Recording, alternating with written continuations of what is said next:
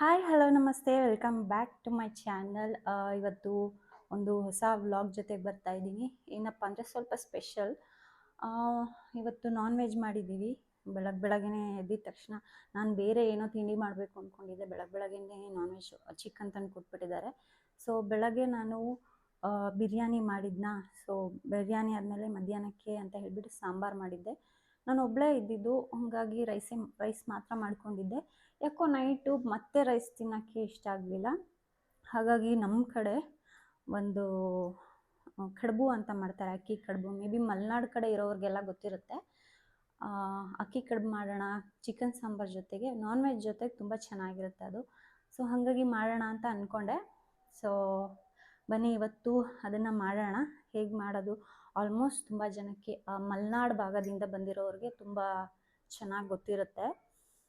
ಗೊತ್ತಿಲ್ಲದೆ ಇದ್ದವ್ರಿಗೆ ತೋರಿಸ್ಕೊಡೋಣ. ಇವತ್ತು ನಾನು ಫಸ್ಟ್ ಟೈಮ್ ಮಾಡ್ತಾ ಇರೋದು. ಸೊ ನೋಡೋಣ ಚೆನ್ನಾಗಿ ಹೇಗೆ ಮಾಡೋದು ಅಂತೆಲ್ಲ ಪ್ರೊಸೆಸ್ ಗೊತ್ತು, ಬಟ್ ಮಾಡಿಲ್ಲ ಯಾವತ್ತೂ ನಾನೊಬ್ಬಳೇ. ಸೊ ಹಾಗಾಗಿ ಇವತ್ತು ಮಾಡೋಣ ಅಂತ ಅಂದ್ಕೊಂಡಿದ್ದೀನಿ. ಏನಾದರೂ ಸ್ಪೆಷಲ್, ಆಲ್ರೆಡಿ ಚಿಕನ್ ಸಾಂಬಾರಿದೆ, ಆ ಚಿಕನ್ ಸಾಂಬಾರಿಗೆ ಕಡುಬು ಮಾಡ್ತಾಯಿದ್ದೀನಿ. ಬನ್ನಿ ನೋಡೋಣ ಹೇಗೆ ಬರುತ್ತೆ ಅಂತ. ನನಗೂ ಗೊತ್ತಿಲ್ಲ, ಫಸ್ಟ್ ಟೈಮ್ ಮಾಡ್ತಾಯಿದ್ದೀನಿ. ಮಾಡೋದು ಹೇಗೆ ಅಂತ ಗೊತ್ತು, ಬಟ್ ಮಾಡಿಲ್ಲ. ಮಾಡ್ತಾಯಿದ್ದೀನಿ ಇವತ್ತೇ ಫಸ್ಟು. ಬನ್ನಿ ನೋಡೋಣ ಹೇಗೆ ಬರುತ್ತೆ ಅಂತ.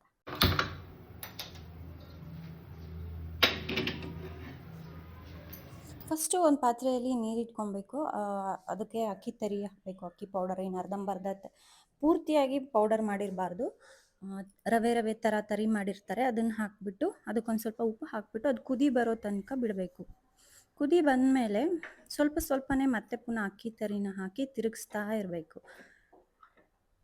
ತಿರುಗಿಸ್ಲಿಲ್ಲ ಅಂದರೆ ಗಂಟಾಗುತ್ತೆ. ಅಂದರೆ ಸ್ವಲ್ಪನೇ ಹಾಕಿ ತಿರುಗಿಸ್ಬೇಕು. ಸೊ ಇಲ್ಲಾಂದರೆ ಗಂಟಾಗ್ಬಿಡತ್ತೆ. ಫುಲ್ ಹಾಕಿ ತಿರುಗಿಸ್ತೀನಿ ಅಂದರೆ ಅದು ತಿರುಗ್ಸೋಕ್ಕೂ ಆಗಲ್ಲ, ಹಾಗೆ ಗಂಟಾಗ್ಬಿಡತ್ತೆ. ಸ್ವಲ್ಪನೇ ಹಾಕ್ಕೊಂಡು ಈಗ ತಿರುಗಿಸ್ಕೋಬೇಕು ಹದವಾಗಿ. ಅದು ಹದಕ್ಕೆ ಬರೋ ತನಕ ನಾವು ಅದನ್ನು ಉಂಡೆ ಕಟ್ಟಬೇಕು. ಸೊ ಆ ಉಂಡೆ ಕಟ್ಟೋಕ್ಕೆ ಆಗೋ ಥರ ಅದು ಹದಕ್ಕೆ ಬರಬೇಕು. ಸೊ ಸ್ವಲ್ಪ ತೆಳ್ಳಗಾಗಿದೆ, ಇದರಿಂದ ಉಂಡೆ ಕಟ್ಟೋಕ್ಕಾಗಲ್ಲ. ಹಾಗಾಗಿ ನಾನು ಇನ್ನೊಂದು ಸ್ವಲ್ಪ ತರಿನ ಹಾಕ್ಕೊಂಡು ತಿರುಗಿಸ್ಕೊತಾ ಇದ್ದೀನಿ. ಅದು ಹದಕ್ಕೆ ಅಂದರೆ ಉಂಡೆ ಕಟ್ಟೋ ಹದಕ್ಕೆ ಬರೋ ತನಕನೂ ನೀವು ಪೌಡರ್ ಅದೇ ತರಿ ಏನಿದೆ ಅದನ್ನು ಹಾಕ್ಕೊಂಡು ತಿರುಗಿಸ್ಕೋಬೇಕು. ಪೂರ್ತಿಯಾಗಿ ಬೇಯಿಸಬಾರ್ದು, ಅರ್ಧಂಬರ್ಧ ಬೆಂದರೆ ಒಳ್ಳೆಯದು. ಏಕೆಂದರೆ ಮತ್ತೆ ಸ್ಟೀಮಲ್ಲಿ ನಾವು ಬೇಯಿಸ್ತೀವಲ್ವಾ.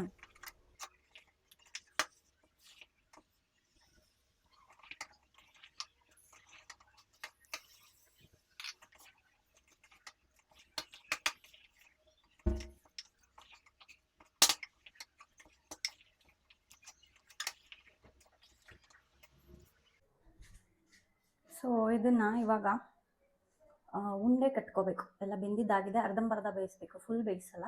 ಇದನ್ನು ಉಂಡೆ ಕಟ್ಟಿ ಅದೊಂದು ಪಾತ್ರೆ ಬರುತ್ತೆ, ಕಡುಬಿನ ಪಾತ್ರೆ ಅಂತಲೇ, ಕಳಿಸ್ಕೆ ಅಂತ ಹೇಳ್ತಾರೆ ನಮ್ಮ ಕಡೆ. ಸೊ ಆ ಪಾತ್ರೆ ಒಳಗಡೆ ಕೆಳಗಡೆ ನೀರಿರುತ್ತೆ, ಅದ್ರ ಮೇಲೊಂದು ಏನು ಪ್ಲೇಟ್ ಇರುತ್ತೆ, ಅದು ನೀರು ಕೆಳಗಡೆ ಹೋಗದೆ ಇರೋ ಹಾಗೆ. ಸೊ ಅದನ್ನು ಉಂಡೆ ಕಟ್ಬಿಟ್ಟು ಅದ್ರ ಮೇಲೆ ಇಟ್ಬಿಟ್ಟು ಸ್ಟೀಮಲ್ಲಿ ಬೇಯಿಸೋದು. ಆ ಪಾತ್ರೆ ಇಲ್ಲ ನನ್ನ ಜೊತೆ, ಸೊ ಹಾಗಾಗಿ ಇಡ್ಲಿ ಪಾತ್ರೆಯಲ್ಲಿ ಬೇಯಿಸ್ತಾ ಇದ್ದೀನಿ. ತುಂಬ ದಿನದಿಂದ ಅದನ್ನು ಮಾಡ್ಬೇಕಂತ ಹೇಳಿಬಿಟ್ಟು ಪಾತ್ರೆ ಇಲ್ಲ ಅಂತ ಸುಮ್ಮನಾಗಿದ್ದೆ. ಸೊ ನಮ್ಮ ಮಮ್ಮಿ ಹೇಳಿದ್ರು ಇಡ್ಲಿ ಪಾತ್ರೆಯಲ್ಲಿ ಬೇಯಿಸ್ಬೋದು ಅಂತ. ಸೊ ಈಗ ಇಡ್ಲಿ ಪಾತ್ರೆಯಲ್ಲಿ ತೊಗೊಂಡು ಅದನ್ನು ಉಂಡೆ ಕಟ್ಟಿ ಬಿಸಿ ಇರುವಾಗಲೇ ಉಂಡೆ ಕಟ್ಬಿಟ್ಟು ಅದರೊಳಗಡೆ ಹಾಕಬೇಕು. ಏನು ಇಡ್ಲಿ ಪಾತ್ರೆ ಒಳಗಡೆ ಹಾಕಿ ಬೇಯಿಸಬೇಕು, ಕೆಳಗಡೆ ನೀರು ಹಾಕಿ. ಸೊ ಇಡ್ಲಿ ಪಾತ್ರೆ ತೊಗೋತೀನಿ ಇವಾಗ. ಸೊ ಇಡ್ಲಿ ಪಾತ್ರೆಯಲ್ಲಿ ಇವಾಗ ಈ ಪ್ಲೇಟ್ಸ್ಗಳನ್ನೆಲ್ಲ ಇಡ್ಲಿ ಪ್ಲೇಟ್ಸ್ಗಳನ್ನೆಲ್ಲ ತೆಗೆದುಬಿಡ್ತೀನಿ.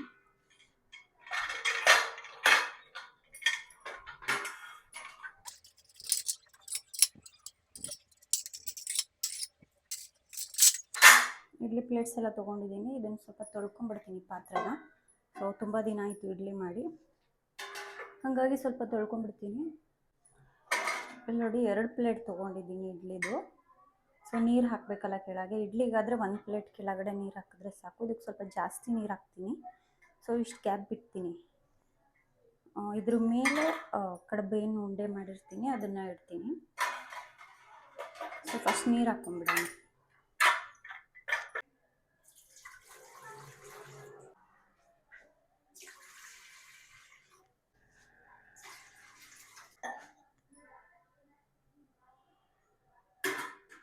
ಇವಾಗ 2 ಪ್ಲೇಟ್ಗಳನ್ನ ಇಟ್ಟಿರೋ ಇಡ್ಲಿ ಪ್ಲೇಟ್ಸ್ಗಳನ್ನ ಹಿಂಗೆ ಇಡ್ತಾ ಇದ್ದೀನಿ. ಇವಾಗ ಉಂಡೆ ಕಟ್ಬಿಟ್ಟು ಇದ್ರೊಳಗಡೆ ಎಲ್ಲ ಇಟ್ಕೊಳ್ಳೋಣ. ಒಂದು ಬೌಲಲ್ಲಿ ನೀರು ಇಟ್ಕೊತಾ ಇದ್ದೀನಿ, ಯಾಕೆಂದರೆ ಇದು ಬಿಸಿ ಇರುತ್ತೆ ಉಂಡೆ ಕಟ್ಟೋದಕ್ಕೆ. ಆಮೇಲೆ ಬಿಸಿ ಇರೋದ್ರಿಂದನೂ ಸ್ವಲ್ಪ ಹೆಲ್ಪ್ ಆಗುತ್ತೆ.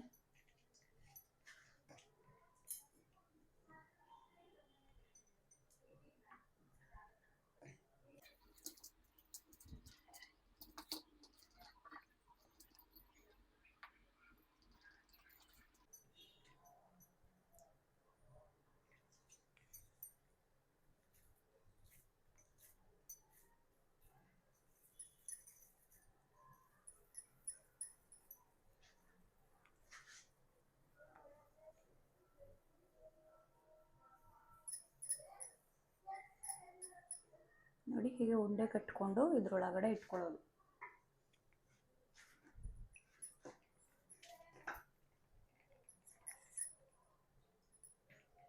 ನಾನು ಇದು ಫಸ್ಟ್ ಟೈಮ್ ಮಾಡ್ತಾ ಇರೋದು, ತುಂಬ ಬಿಸಿ ಇದೆ.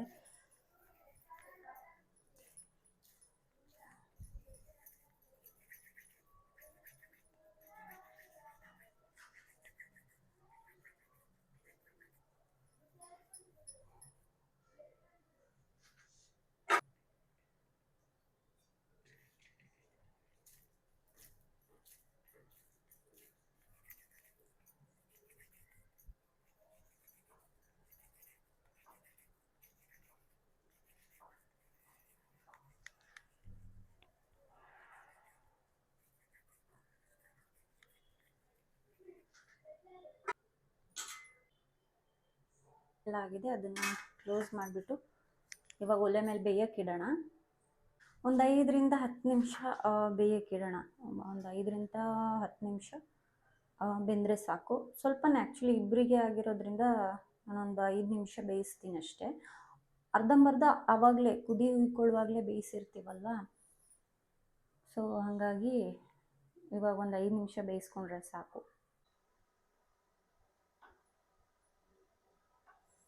ಸೊ ಇವಾಗ ಬೇಯಕ್ಕೆ ಇಟ್ಟಿದ್ದೀನಿ. ಅದು ಕೆಳಗಡೆ ನೀರಲ್ಲಿ ಹಾಕಿ ಮೇಲ್ಗಡೆ ಏನು ಇಡ್ಲಿ ಪ್ಲೇಟ್ ಮೇಲೆ ಇಟ್ಟಿರೋದ್ರಿಂದ ಸ್ವಲ್ಪ ಸ್ಟೀಮಲ್ಲಿ ಬೇಯ್ಕೊಳ್ಳುತ್ತೆ.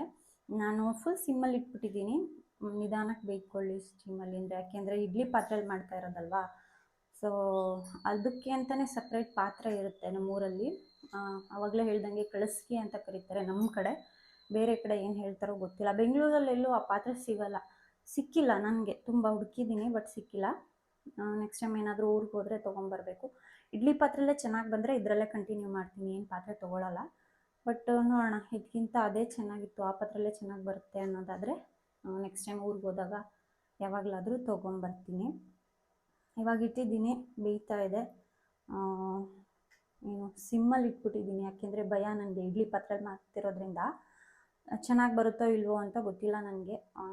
ನೀರೇನಾದರೂ ಜಾಸ್ತಿ ಕುದ್ದುಬಿಟ್ಟು ಮೇಲ್ಗಡೆ ಬಂದು ಆ ಕಡುಬಿಗೆ ಏನಾದರೂ ಆಗುತ್ತೆ ಅಂತ ಹೇಳ್ಬಿಟ್ಟು ನಾನು ಸ್ವಲ್ಪ ಸಿಮ್ಮಲ್ಲಿ ಇಟ್ಬಿಟ್ಟಿದ್ದೀನಿ, ನೀರು ಸ್ವಲ್ಪ ನಿಧಾನವಾಗಿ ಕುದಿಲಿ ಅಂತ ಹೇಳ್ಬಿಟ್ಟು. ಸೊ ಇಟ್ಟಿದ್ದೀನಿ. ಇವಾಗ ಸ್ವಲ್ಪ ಅದು ಬೇಯೋ ತನಕ ಒಂದು 5 ನಿಮಿಷ ಕುತ್ಕೊಂಡು ರೆಸ್ಟ್ ಮಾಡಿಬಿಟ್ಟು ಆಮೇಲೆ ಬಂದುಬಿಟ್ಟು ಬೆಂದಮೇಲೆ ತೋರಿಸ್ತೀನಿ, ಬನ್ನಿ. ಆ್ಯಕ್ಚುಲಿ ನಾನು ಇವತ್ತು ಫಸ್ಟ್ ಟೈಮ್ ನನ್ನ ಹೊಸ ಐಫೋನಲ್ಲಿ ಏನು ವ್ಲಾಗ್ ಮಾಡ್ತಾಯಿದ್ದೀನಿ, ವಿಡಿಯೋ ಮಾಡ್ತಾಯಿದ್ದೀನಿ. ಸೊ ಚೆನ್ನಾಗಿದೆ ಅನ್ಕೋತೀನಿ, ಕ್ಲಾರಿಟಿ ತುಂಬ ಚೆನ್ನಾಗಿದೆ. ಐ ಹೋಪ್ ಚೆನ್ನಾಗಿ ಬರುತ್ತೆ ಅಂತ.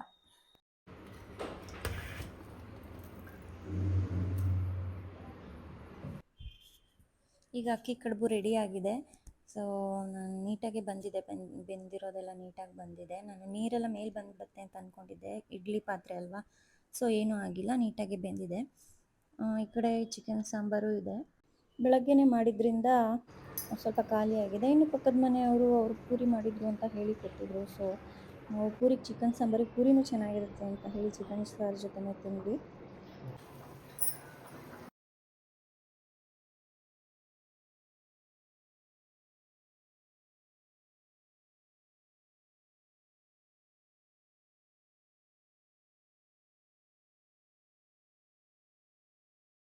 ಸೊ ಊಟ ಎಲ್ಲ ಆಯಿತು, ಚೆನ್ನಾಗಿತ್ತು, ಚೆನ್ನಾಗಿ ಬಂದಿತ್ತು, ಫಸ್ಟ್ ಟೈಮ್ ಮಾಡಿರೋದು.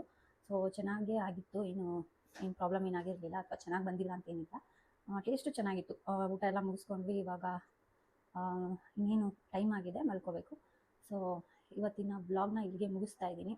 ಐ ಹೋಪ್ ಈ ವಿಡಿಯೋ ಎಲ್ಲರಿಗೂ ಇಷ್ಟ ಆಗಿದೆ ಅಂತ ಅನ್ಕೋತೀನಿ. ಇಷ್ಟ ಆಗಿದ್ರೆ ಲೈಕ್ ಮಾಡಿ, ಶೇರ್ ಮಾಡಿ, ಕಮೆಂಟ್ ಮಾಡಿ. ಹಾಗೆ ಯಾರೆಲ್ಲ ಫಸ್ಟ್ ಟೈಮ್ ನೋಡ್ತಾ ಇದ್ದೀರಾ, ಸಬ್ಸ್ಕ್ರೈಬ್ ಮಾಡ್ಕೊಳ್ದೆ ನೋಡ್ತಾ ಇದ್ದೀರಾ ಅಂಥವರೆಲ್ಲ ದಯವಿಟ್ಟು ಸಬ್ಸ್ಕ್ರೈಬ್ ಮಾಡ್ಕೊಳ್ಳಿ, ಸಪೋರ್ಟ್ ಮಾಡಿ ಅಂತ ಕೇಳ್ಕೊತ ಈ ವಿಡಿಯೋನ ಎಂಡ್ ಮಾಡ್ತಾ ಇದ್ದೀನಿ. ನೆಕ್ಸ್ಟ್ ವಿಡಿಯೋದಲ್ಲಿ ಸಿಗ್ತೀನಿ. ಬಾಯ್.